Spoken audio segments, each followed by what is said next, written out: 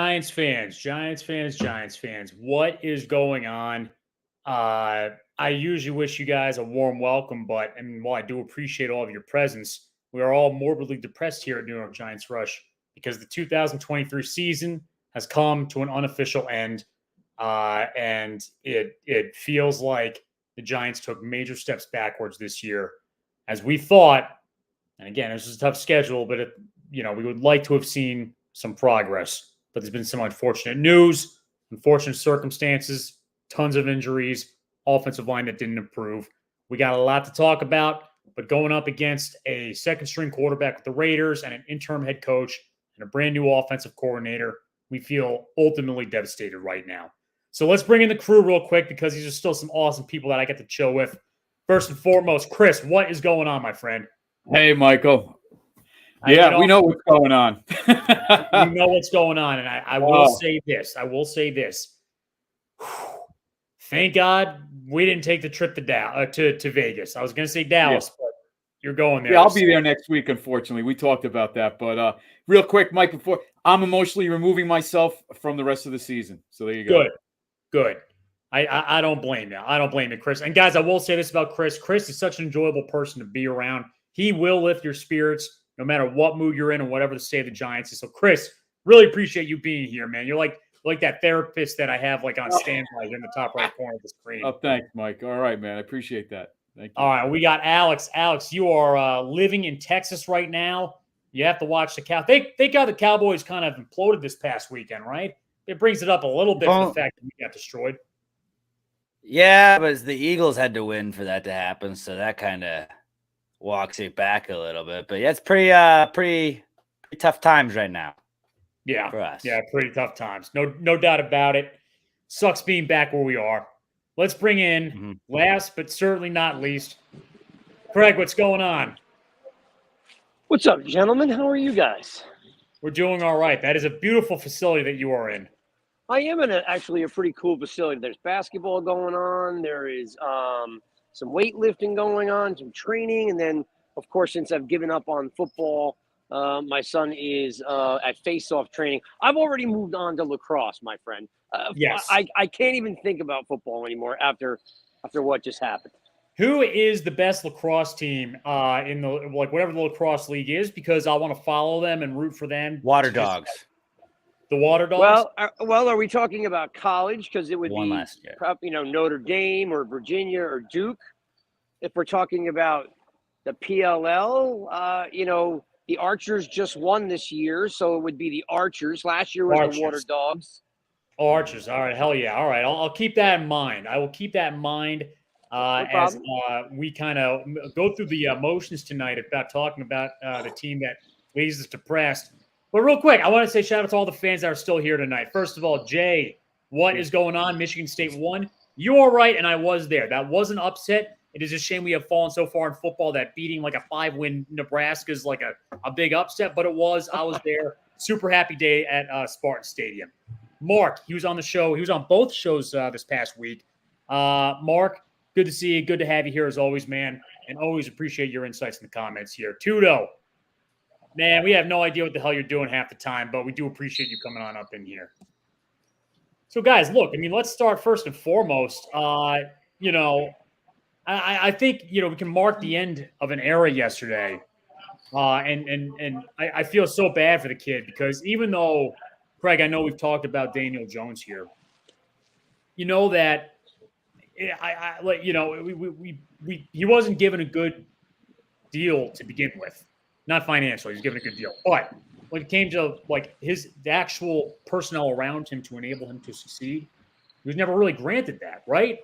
So, No. I mean, how do you summarize the legacy of Jones, if you will, and this is how he goes out? Well, I mean, I guess there's two schools of thought. One is he could be the 2024 comeback player of the year, and you hope for a great recovery, and and he bounces back. But we all know that it's now like, I guess to summarize it, it's potential that you didn't really get to see, right?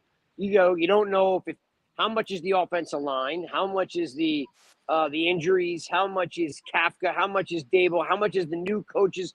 Just he's been through so much crap. It's really hard to put your finger on it and to say like what the legacy is or how do you sum it up? Just squandered potential maybe. And I guess all you could hope for at this point, and you guys know me, I'll root for anybody wearing blue. So I'm hoping he comes back and he's a bridge quarterback to a new quarterback that we draft. I literally came to that understanding yesterday. Like I'm there now, right? I'm there. So in my mind, we're drafting a quarterback. Jones is going to help him get up and running, and then Daniel's going to go play somewhere else in 2025.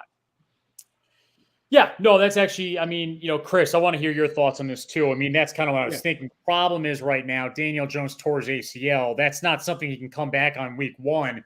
My kind of hope was that, if we got a quarterback like Penix or anybody like that, or, McCarthy or Williams, and this O-line still sucks next year, that they can use Jones as a little bit of a bridge there, at least for like the first 8 games like they did with Eli his rookie year, just so that there's no pressure of getting crushed and also getting crushed by the media at the same time.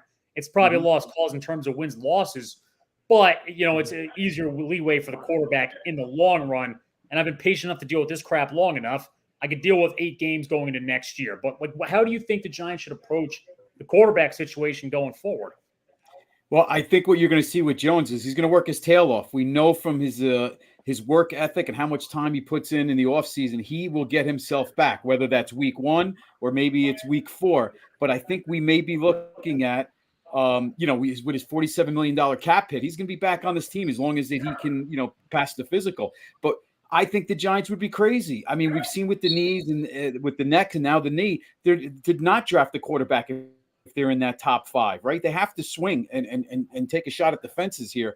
And what I could see happening is, hey, that rookie may start out, or maybe there's another veteran to start the season, and it's almost becomes that Patrick Mahomes, Alex Smith type dynamic in 2025, like Craig just alluded to.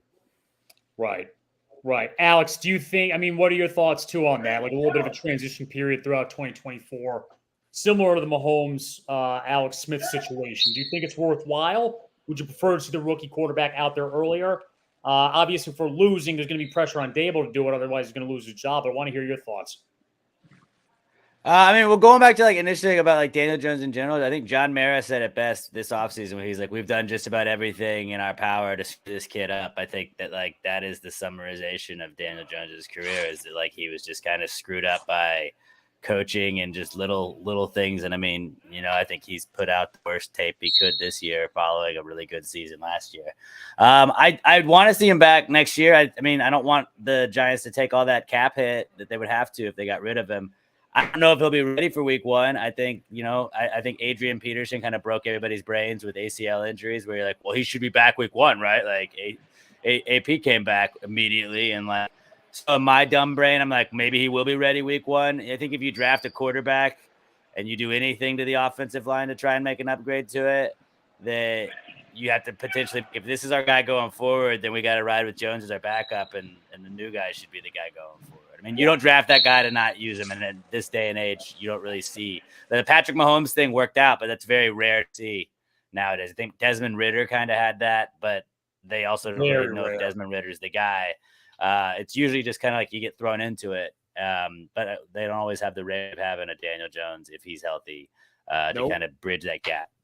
I'm with you. And real quick, Tana's up in the house, man. Entertainer, what's going on? Appreciate you coming through.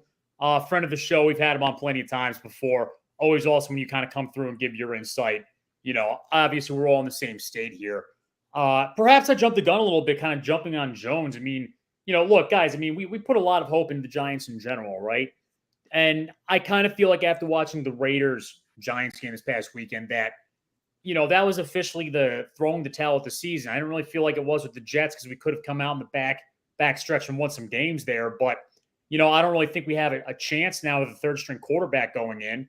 And even though the schedule's easier, it's not that easy. We might be lucky to win one game here. So, Chris, you're a season ticket holder, man. What's going through your head when you're seeing this? I'm not looking forward to the games. I used to have a saying for the last how many years, you show up at the game, the fun part's the tailgate.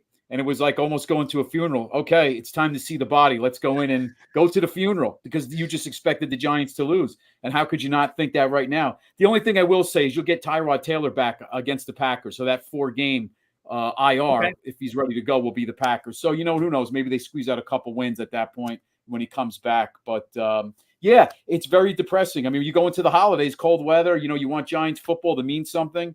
And we're just started November and it's over. So we've been down this road so many times. It's a shame that we've sold our souls for those 2 Super Bowls and now we're paying for it again. It's just a couple glimpses here and there, some wins, from like last year in 2016, and that's been it. And it's funny, Alex. We would talk about you look at the Giants the last 8 years. 2017, awful year. 2018, a little bit better. 2019 regressed again. They won one less game. 2020, a little bit of hope with 6-10. Seemed like things were getting better. Had a nice little winning streak there in November. 2021 comes around, regress again. 2022, we make playoffs, right? And the hope for 2023 is, and I kept this in the back of my mind because I saw this pattern. I'm like, things could always get worse. I didn't think it would. We had a young team. I knew we had a tougher schedule coming up, but I had this feeling like the Giants should be able to take that step forward now with the more experienced players and everything like that. And yet here we are. Season's over. Let me ask you something. A lot of this falls on injuries. Do you feel like 2023 is similar to 2021 or 2017 where, we felt so defeated? Or do you think there's any differences with this team at least versus those teams? What are your thoughts there? I don't know why, but that whole McAdoo season, or is it Judge, when we kind of were in it a little bit, we were like, okay, we're progressing on this. But it was like the division was just really bad. We weren't really that good of a team. It was like we just teased ourselves being like, well, almost time made the playoffs. Last year, it's the cruel joke to me that what is happening to us this year. Where I don't think we expected them to win the Super Bowl this year, but if we were anywhere near 500, we're at least seeing, some I'm in here in Houston, and they're kind of having what the Giants had last year. We're like, all right, there's progress. Things are good. Something you can build off. If we had seen some bright spots and, Kayvon kind of doing what he's doing right now, we were around 500. We weren't having the meltdowns we've had, and we weren't having the blowouts we're having. It would be a lot better. I really do think that, last year, you can look at the turnover luck we got and a lot of the 1-score games we won where you're like, yeah, okay, if one thing goes the other way, Giants lose that game. And, we were this far away from being out of the playoffs as we got into it. And I think this year it's the exact opposite, where everything that could have gone wrong did go wrong. Everybody that could have gotten injured has been injured. It is kind of like a little bit of both of that. But when you have McKinney saying stuff like he was saying after the game last night, Darius Slayton kind of was saying stuff, they've been trying to get us out of here for a while. I think that you kind of have to start to have those questions, because where Joe Judge, I think, lost everything was when, remember when he was just running the ball, with Daniel Jones 2 times up the middle just to try and kind of turtle and give up a game. That's when people were like, all right, dude, you're not even trying at this point.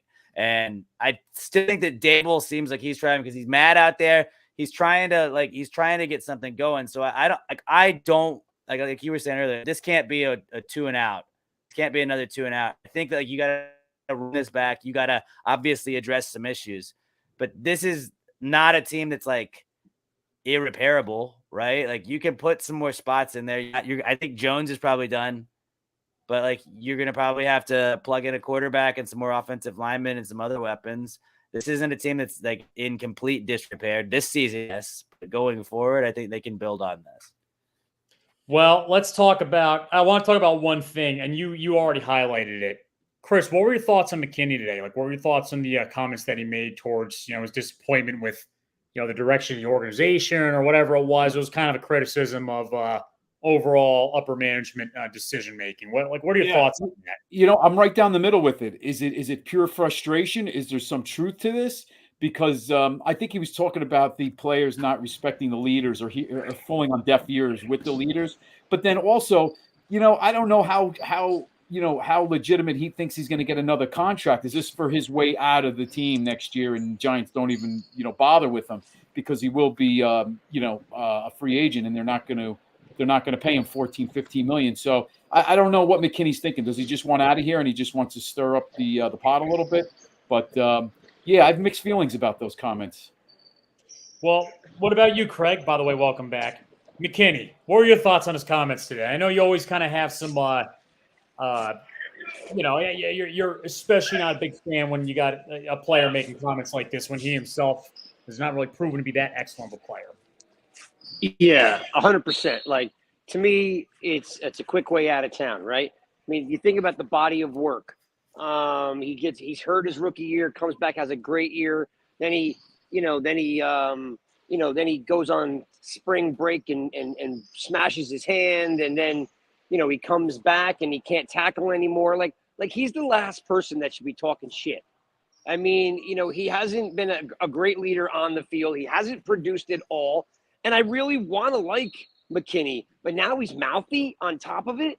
Like, it's just, listen, you look at the guys like Dexter Lawrence and you look at McFadden and you look at Okereke, and even Tibbs, they're all saying the right thing. They're not happy, but they're not like saying right away, hey, management sucks. Oh, they're not listening. Who's going to listen to a guy like McKinney who can't tackle anymore, who's not saying win or lose, you know what, we're a team. Like, he's doing nothing to set a good example. And we already know he wants big-time safety money, right? He hired an agent that specializes in safeties and corners. I mean, he hasn't had a great year. So I'm a little bit perturbed by the fact that he thinks that he has that platform. It's not Dexter Lawrence. It's not Okereke, right? I mean, well, you're right. Seriously, because real quick, I mean, Strahan would talk poorly about management or the coaching in the 2000s, right? It's Michael Strahan. Exactly. He kind of had a right to. I mean, he was an especially profound player, right? I mean, he had that prolific, and he is the voice of the locker room. Someone had a good point in here. It was Mark. XM was referring to the coaches. Thomas said they didn't know what he was talking about. I think Slayton also responded similarly. That's the same thing. It's not like McKinney's the voice of the locker room. He just seemed to be like a disjoint here. Yeah, it's a problem. You know what I mean? Like the squeaky wheel. Like, I don't even see where he fits anymore. You know what I mean? Like, just, Belton's going to step in. Pinnock's had a great year, and you know what? Let him go. Let him go, because it's almost like he's creating more turmoil than it needs to be. This team has underperformed and disappointed at every level. The last thing you need to do is the supposed leader, creating more riff in the locker room. You don't hear it from Dexter Lawrence. You don't hear it from Okereke. You don't hear it from McFadden. You don't hear it from Waller. You don't hear it from Andrew. I mean, look, I'm sure you guys saw Andrew Thomas responded to it and said, there's no, that's not what's happening, right? So let McKinney, take his 2-color hair, and his one hand and split. Yep. Real cold, totally agree. And you know what? Go ahead. Sorry, Chris. Yeah, and to your point, Craig, does that make it seem like, does he want a release? Like, is he saying this just so the Giants release him? And I'll tell you, he's not happy about getting the green dot removed too, because he was the guy calling the defense last year, and they gave that to Bobby Okereke. So I'm sure there's a little bit of ego there too. So I'm just wondering, when things are going so bad, does he want to get released at the back of his mind and just get out of here because he knows he's not going to be back next year for what he wants to get paid? Yeah, well, that's not going to happen. They're going to use every bit of that contract they have. Not unless he causes problem in the locker room, and then they would cut him. Yeah, but remember, if he causes a problem in the locker room, they're going to step in and take care of that. Andrew Thomas is going to step in. Okereke is going to step in and be like, if it's a problem, they're going to say something to him somewhere. Yeah, I mean, look, it all kind of comes. Somebody had a point. Like, he's a captain, but there's 10 captains this year, which there shouldn't be. There should be 4 captains, and then there should really be 3 anchor captains, 3 or 4, and then a rotation, like a game of the week captain. Offense, defense, special teams. Boom, exactly. There you go. Exactly. Right. They have like some workhorse type guy that like came from the ashes to be elite. Get them in there too. Because quarterback obviously goes for him on offense. They should probably have Saquon and the quarterback, but that's neither here nor there. Let's get on to something that's been really pissing me off, but we got to be unbiased on the show. Not really. Coaching. First and foremost, Craig, let's start with you again. We'll go in reverse order. Many Giants fans already want Brian Daboll fired. After 2 seasons and after multiple series where we fired coaches after 2 years, some fans still think it's a wise idea to fire a coach that dragged this team to the playoffs. What are your thoughts into my unbiased question here? It's absolutely ridiculous. Okay? Like, Judge didn't win in year 1. Shermer didn't win in year 1. The guy won 9 games last year. It's about the body of work. It's not about when it comes to coaching and GM and what you're building. It's not what have you done for me lately. It's a body of work. He can't control injuries, right? He's building the team the best he can. So you're giving him a leash. He's bringing a new draft process. He's bringing in different types of players. Again, anyone who wants Daboll fired, it's all they are is short attention span people who don't understand the game, because he's going to be here and he should be here and he should be allowed to succeed and fail. Right? You have to fail to get better. Right? You have to fail. Even Bill Belichick was a terrible head coach for the Browns and got fired. Okay? You don't just win overnight. I know everybody wants instant gratification, but it's not reality. All right. And again, the body of work is year 1, he crushes it. So everyone else can just go, whatever analogy you want to use, sit on the pot and screw, because I don't love what they're doing from a coaching perspective, but I'm not bailing on the guy. Let me ask this to you, Alex. This is my question. The Giants draft a rookie quarterback in 2024. How many years do you give Daboll after that? Because I'll be honest with you, people will disagree with me. I'd automatically give him 2. Because I don't want turnover after the first year for the quarterback either. But I want to hear your thoughts. I was gonna say 3. I think you got to give him 3 years to see. Unless it's really 2 really bad years for that quarterback, and you don't see a step forward. Because I feel like what's the quarterback? Is it Eberflus in Chicago? I feel like the way the Bears are kind of turning around, he may be I don't know if they're even going to get rid of him, because you're seeing Justin Fields sort of step up a little bit this year.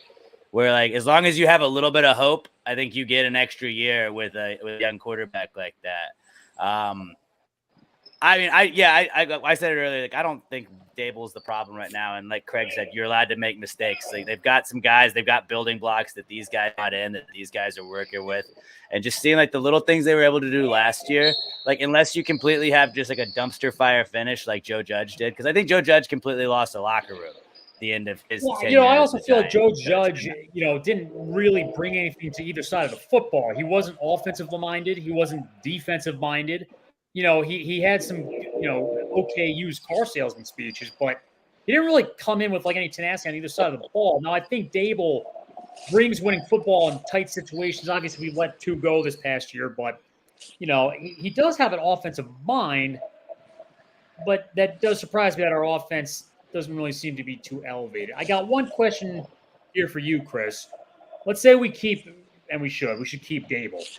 What about Kafka? And by the way, apparently I'm not spreading the wealth enough, Chris. Tudo has pointed out that I didn't let you talk I appreciate it, Tudo. Sometimes I think I talk too much. I keep going on and on and on. But no, thanks. But yeah, I'm sorry, Mike. You said about Kafka. Should the Giants keep Kafka. Kafka? I mean, they move on from him before they bring in a new quarterback. What are your thoughts? Yeah, after last year, you thought Kafka, this would be the year he'd get the head coaching job, right? Like we get him for one more year if he duplicated what he had last year. But after this year, I think it's pretty safe to say he's going to be back. But no, I don't want to mix. I don't want to change the offensive coordinator position as long as Dable and him are on the same page. So many factors with the offensive line, the quarterback play, the injuries. I think it's a culmination of so many factors that it just can't be put on, a Kafka, himself. So I want Kafka back. I think him and Dable do work well together. It's just a matter of having all these pieces being able to, work together as well. So yeah, I'd like to see him back. I call this an incomplete this year because of I'm over Kafka. I was gonna actually. I'm a little surprised you said that, Craig. I was gonna bring it to you because I thought there's something wrong. You go first. Go ahead. Spartan, there's something wrong. It's either there's something dramatically wrong with the offense. We just watched the Raiders, not the Raiders, the Vikings, bring in, what do you call it, from Arizona. The guy doesn't even know the players' first names, and he throws 3 touchdowns. Like, there's something wrong, okay? And if we're not getting rid of Dable, somebody's got to go. Like, there's something wrong. It's broken. Yeah, Bobby Johnson's going to go. Bobby Johnson will be let go, and maybe the special teams coach. You're right. Right. But but neither one of those guys are calling plays and stretching the field and getting the ball to Slayton and getting the ball to Hyatt. Like there's something broken. Like, literally, I'm watching the Minnesota Vikings trade for Dobbs. Dobbs comes in and says, I don't know any of your names. I don't know any of your plays. And the dude just slinging the ball all over the place. We cannot score more than 9 points a game. We're pathetic. I mean, I'm sorry. Kafka. Here's my thinking. I actually bet you after this year, it's not the end of Kafka. He's going to go back to the drawing board as a quarterback coach, figure out what he did wrong as offensive coordinator, just like Dable did when he was at the Browns. He'll progress further in his career. He'll be just fine. But my thinking is this. When your team is this bad at scoring, and I know there's been other prolific problems that have been going on, I can't simply just sit here and be like, it's the O-line's problem and the quarterback's fault. Keep Kafka. We'll bring in new guys. And we need an overhaul on offense if we want to see some points scored, right? And I do think these things do affect Kafka to a point where, he could be better somewhere else. But when we're doing this poorly, I can't trust him to develop the quarterback when we get a new rookie. And I can't trust that he's going to magically get better next year. And I will say this, the time to change an offensive coordinator, in my opinion, is right now, right before you get that rookie quarterback. If you did the transition, rookie year to first year, it gets a little bit more problematic, right? Because we saw that with Jones. Mm-hmm. But I do completely get what you're saying, though, Chris. Alex, I want to hear your thoughts because I feel like we could talk about this one probably all day. This needs its own show. I'm kind of up in the air about Kafka. I mean, I do think he can go back to the drawing board. It probably is going to be as a quarterback coach somewhere else. But, he's not got the pieces. Somebody said that in the chat. Like, we don't have the difference makers at skill positions. I think it's Jay said that.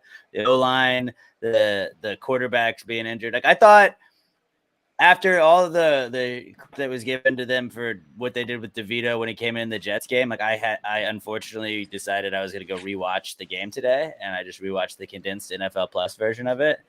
And they let Dovitto actually kind of do some stuff. Like, they were trying to make things happen. It was just like there was a lot of like the Darius Slayton interception that bounced off his chest. Like, things got out of hand really fast. You had 2 turnovers and the game was kind of over. It was very similar to the Cowboys game where it's like, well, we're out of it now. And like, I don't necessarily think you can put all the blame on Kafka right there. Jones had 2 missed throws that could have been big plays going forward to that. So like, I don't think the play calling was necessarily the problem yesterday, maybe overall, if you look at the season, but I think that like, kind of like the defense progressed. If we don't have all the injury on the offensive line and Jones and Tyrod being injured, I don't know where this goes. Cause we saw, I know the defense got torched yesterday, but going into like where the defense had been, like one of the top defenses in the league in the last month going into this past game, like, I think that sometimes it just takes a little bit to kind of get your footing a little bit. And I think it seemed like he was maybe going the right way. But if you're bringing a new quarterback and you're not going Kafka long term, you definitely got to bring a new quarterback. So Yeah, I'm with you guys on that. Can I say one? Can I, before I jump on it, I know you guys are going to do the rest of the show. I do have one thing to say. I was watching the show on a stream, so I might have got different commentary than you guys had. And one of the comments that I thought should be brought up was that the first pass to Hyatt that sailed out of bounds, right? The commentary said a really good wide receiver would have caught that and brought that back in bounds. Like, would have made an effort to hold toe and pull the ball back in. Like he showed no body control. He jumped out of bounds. Like, there was no opportunity for him to even bring that in. So I just wanted to say, like, I didn't think that was a terrible pass. But I kind of, I just let it ride. But then the commentary right after that was, a really good seasoned wide receiver is going to make an attempt to bring that ball in and not jump out of bounds. Like Hyatt had no, he's a rookie, right? But he really had no chance. He jumped out of bounds. He was never going to be in bounds. So I thought that was an interesting point to bring up, that, if you got a Jefferson out there, a Chase out there, they're keeping their toes in bounds and they're trying to pull that ball in. Well, let me ask you something. I mean, like, I'll go back to you on this, Chris. And somebody had one comment in here I just want to speak on real quick. Kafka does not have a QB. Dude, this goes back to the same problem of, like, Kafka doesn't have a QB, so keep him. Well, we should keep our QB because the O-line sucks. We'll keep the lineman because we have a bad O-line coach. Like, if things aren't working, you move on from just about everything that clearly isn't, in my opinion. Andrew Thomas works. I mean, he is high functioning. You don't get rid of a guy like him. But like everybody else, it's not really proving that they can do anything. I just feel like you need the overhaul. But anyway, but Chris, back to you on this. What other coaches, in your opinion, should go? I don't think the defensive coaches should go, but O-line is one. I mean, who else are you thinking? Well, like you said, Bobby Johnson, offensive line. I think we just need a new a breath of fresh air on the offensive line. He's been here for 2 years. At this level, you just want to see some improvement, and we haven't seen any improvement on the offensive line. I want to say McGahee. He's been here for a long time through 2 regimes, so I think it's time to get a different guy in that position. Those would be my top 2: Bobby Johnson and McGahee. But I give Kafka an incomplete. I mean, last year he was the toast of the town. Everybody loved him. Oh my God, are we going to lose Kafka? I don't want to lose Kafka. And now we all want to get rid of him. But once again, Dable. It's cloudy. It's such a cloudy situation because Dable has the headset on. He's listening. He's listening to the plays being called, and he could check out of them. Of course, he's the head coach. But it seems like he's a part of the play calling, yet he's not calling the plays. It's still Kafka. So I want to see Dable maybe be more actively involved in the play calling next year. Sure. But I don't want to see them just now we turn over to a new offensive coordinator once again. I mean, it worked last year. Let's just get it back on track. But I guess, and Alex, tell me what your thoughts were of Kafka last year. I personally thought the end of the year looked great. I mean, the Colts game, and everyone's going to be like, oh, the Colts secondary suck. Don't give me that crap. The Giants did exactly what they should do against that team, and they balled out. Vikings, actually both games, the offense looked good. They looked like they had power. They looked like they had might and the ability to fight. I didn't really like Kafka early on in the season. It just seemed like it was, we'd go down at halftime, and then because of conservative play calling, there was just like pure panic and desperation in the second half. So I didn't think that he was bad. I mean, we got to the playoffs.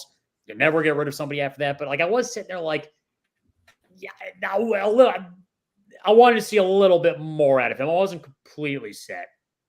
But again, I mean, finished the season great. Thought that we would continue down that path, and now I mean, it's like we'll never see it, right? He's got his third string quarterback in.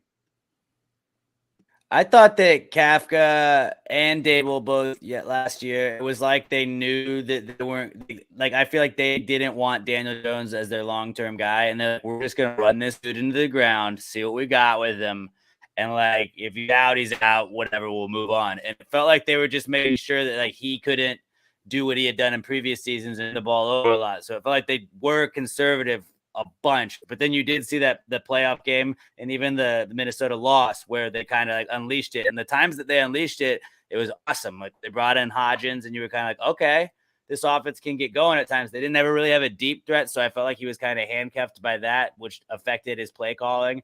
I mean, I feel like it made me happy at least to see like the shots at Hyatt that they took, even though that neither of them worked yesterday. It was like, I like that we have the balls to go deep. And I know that they were kind of giving us some hate for starting the game with Saquon, but like, don't you think everybody assumes we're going to start the game with Saquon? So like, why not air it out? If that goes the other way, who knows?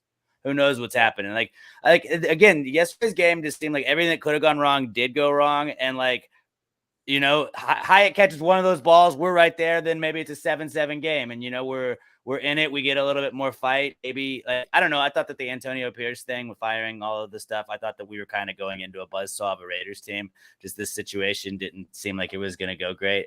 I don't know.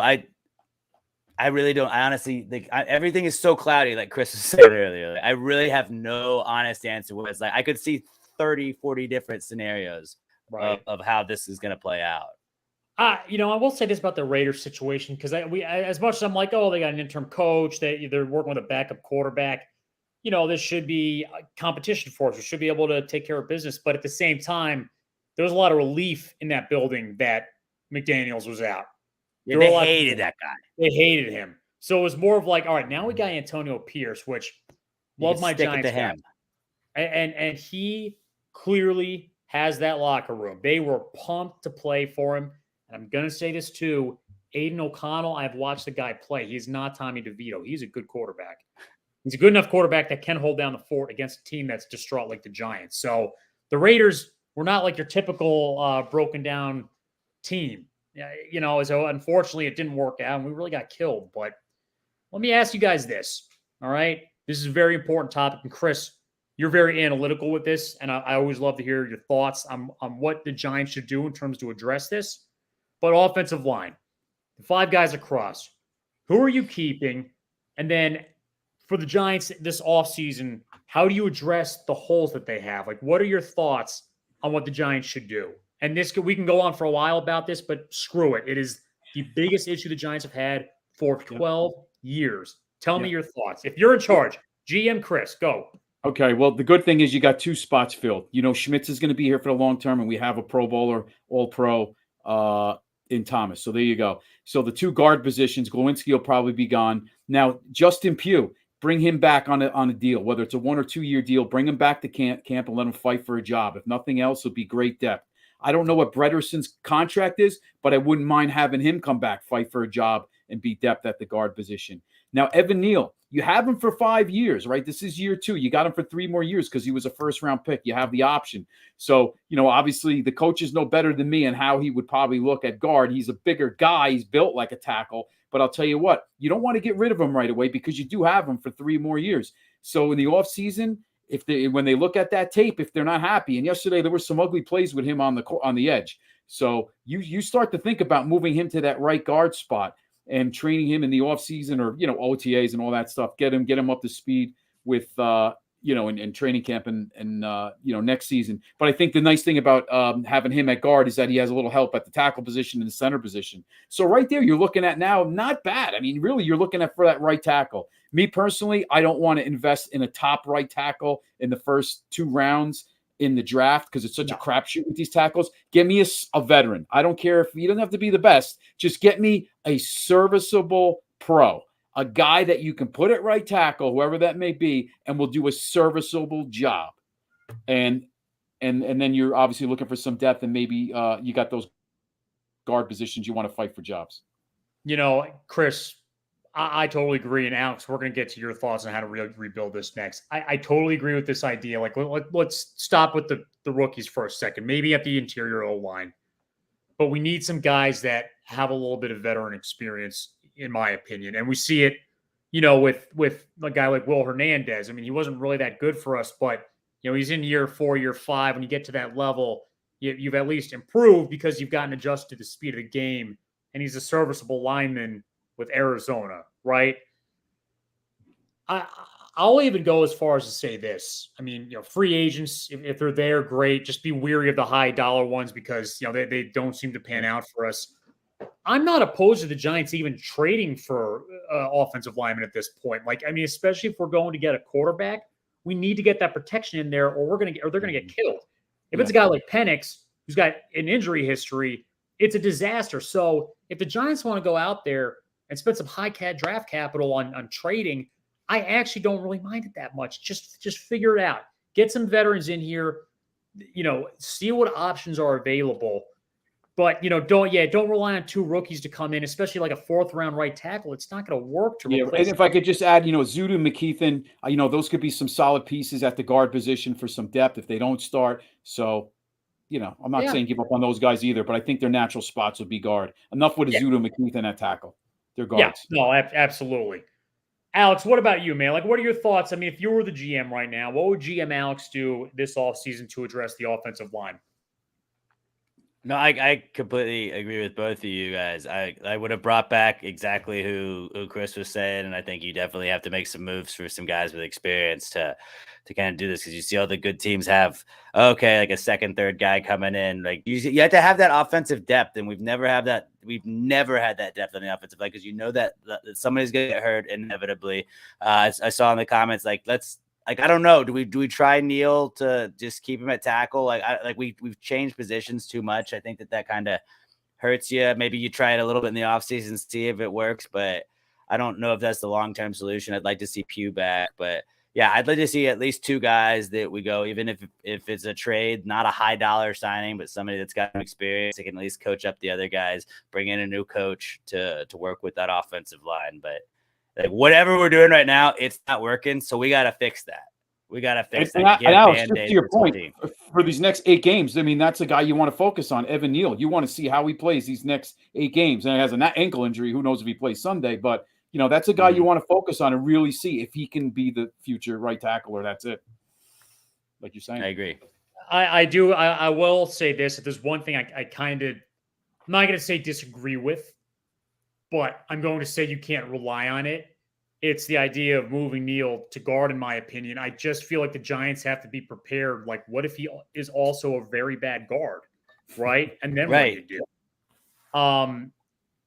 In my opinion, they have to be prepared for that. So I would bring in a right tackle immediately and have Neal in there training to be a guard. And if he doesn't work out, have a depth piece. Like that's when Bredesen should come in my opinion, if Neal's not working out there. Now, I don't know that he won't work out, but I think the Giants have learned their lesson this past offseason, knowing that they need depth, because this isn't going to work. Right. And it's been like 10 years we've been saying this, though. I feel like it's like every year, well, that's no way they're gonna run it back without the depth, and then it's like, damn it, they did the same thing. And it's I'm right there with you, but they got to do it. And I believe in Shane. I believe in Dable. I just think I got to see it happen before I'm gonna believe it, And I'm with you. I'm with you, and guys. I will go square peg in a round hole. Yeah, well, that's just it. It seems like everybody on offense is a square peg in a round hole, right? Things just look so clunky and out of step. I will go as far as to say this: outside of quarterback, I do not care about a single position the Giants address this offseason. I don't. I think our defense is fine. They can get us to the playoffs. There's a few pieces here and there I'd like them to fix, but I don't care. Draft 6 linemen after we draft the quarterback. I don't care anymore. Figure it out. One of them will hit, right? I've said that for years. What if we just did the whole draft?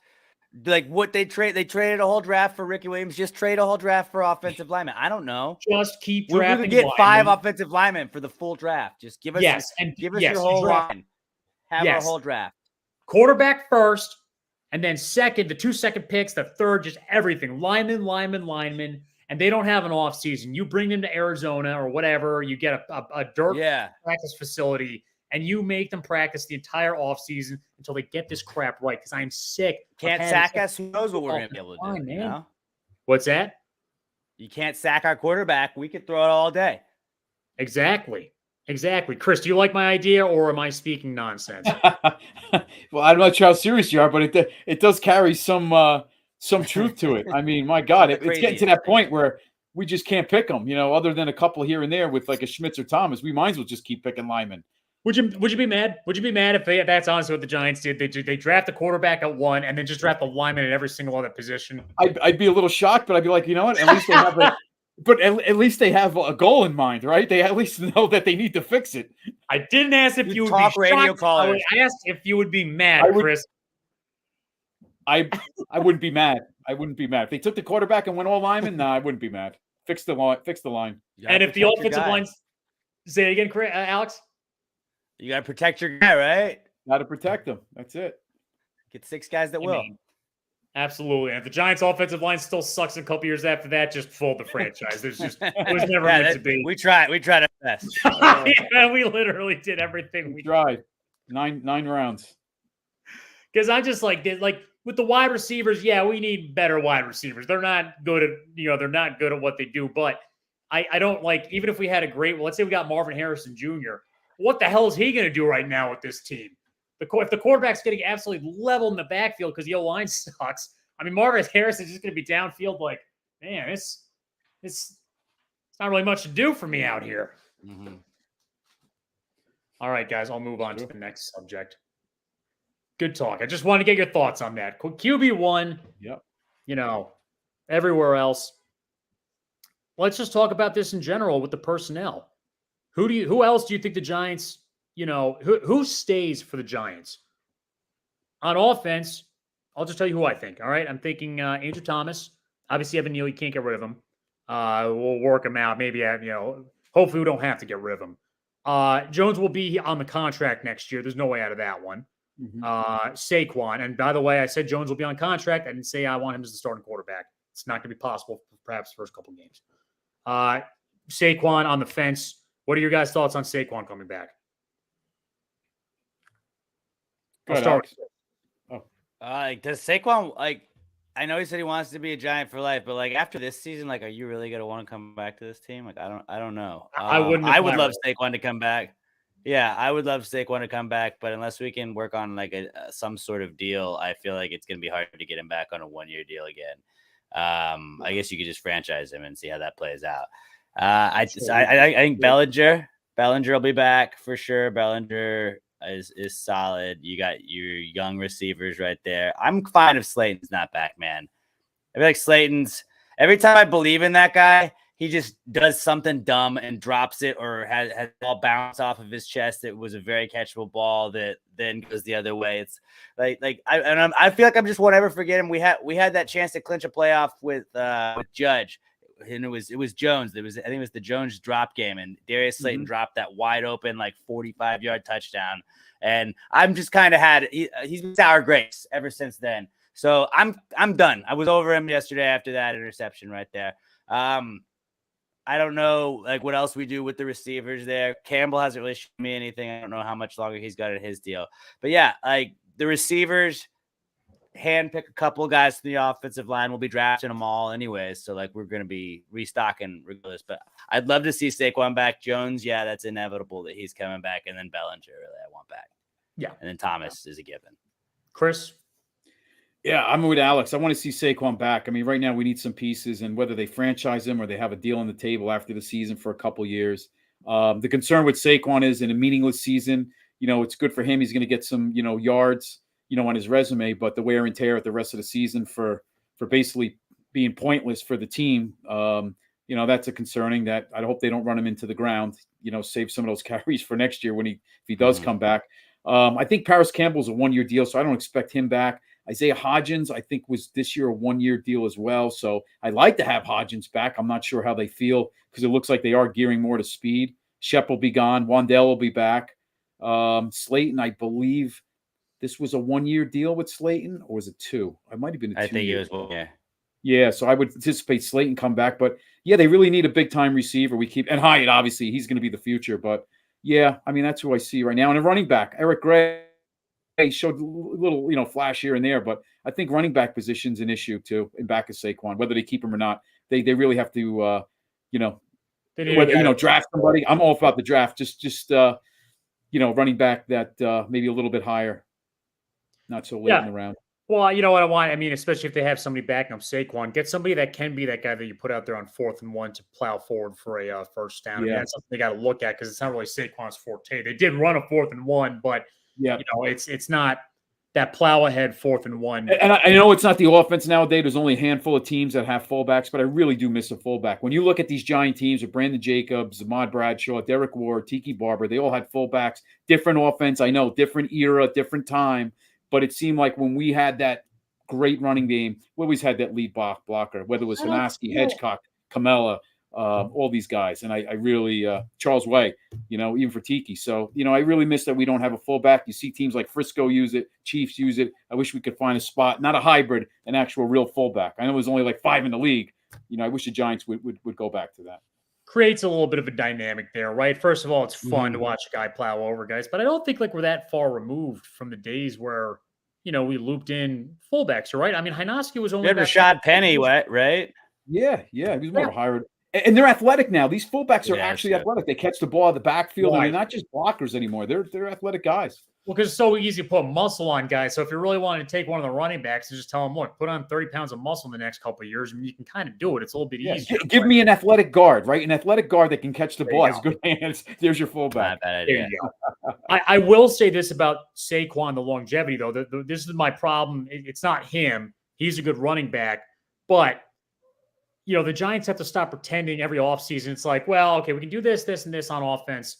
But we have Saquon, so that'll be like the core of it. And we don't have to do too much to fix the offense. Whereas they got to look at this as we have to overhaul to make the passing game much better than it is. We should be a passing first offense, which then enables Saquon to be a good running back, right? They got to be able to, the Giant opposing defenses have to fear the Giants passing game and spread out a little bit on defense in order to really enable Saquon to succeed. Saquon's not going to enable the passing game to succeed.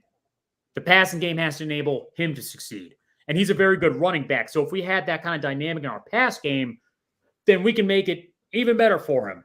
But the problem is I feel like the Giants are always thinking back to this, mindset of, we don't really need to, go all in and attack this, problem that we have on offense of a crap pass game because we have Saquon at least there to get us the yards and points when we need it. But the passing game dynamic, the Giants have to treat it as if they don't have Saquon. And then what do? That's why I want the Giants to address it. Oh crap, we don't have Saquon. We got to fix the offense. It's a pass-happy league. Let's start with the pass game and then work back from there. Meanwhile, keep Saquon. I don't mind if they keep Saquon. Again, Alex, I'm with you. I don't know if Saquon's going to want to play here. Somebody might mention in the comments, and he's about getting, New York, career opportunities after the game. I mean, it's possible. I really don't know how much it's going to factor into it. He probably wants to win in his last couple of years, and he's getting older. Right. So no, I absolutely. You can get those endorsements kind of anywhere now. I mean, there's so many big cities that you could go to that are going to give you that. Maybe not New York, but you can travel to New York in the off season. He's probably going to keep a place no matter where he goes. I don't see it being that big of a factor in the long run. I unless he wants to work for the organization, then that would be a little bit different. But I don't really know if I see him wanting to do that. I think there's other opportunities for him. The people that, look, if you're Michael Strahan, you're walking away, clear-cut Hall of Fame career, great charisma with the media, which Saquon does have, then yeah, New York is no question. You don't want to leave that to go to Tampa or anything like that. This city enabled Strahan to make more money now than he did when he played. Yeah. Which is crazy, right? But I don't really know if Saquon's going to be leaving the Giants with that enigma around him. I don't know if it's really quite that. And especially after they picked Jones over him last season, too. What's that? Especially after they picked Jones over him last season. Right. It's you got to wonder, even though he says that doesn't affect it, you got to wonder if that's still in the back of your head. You picked this guy that now isn't your future, and I could have been your future. Absolutely.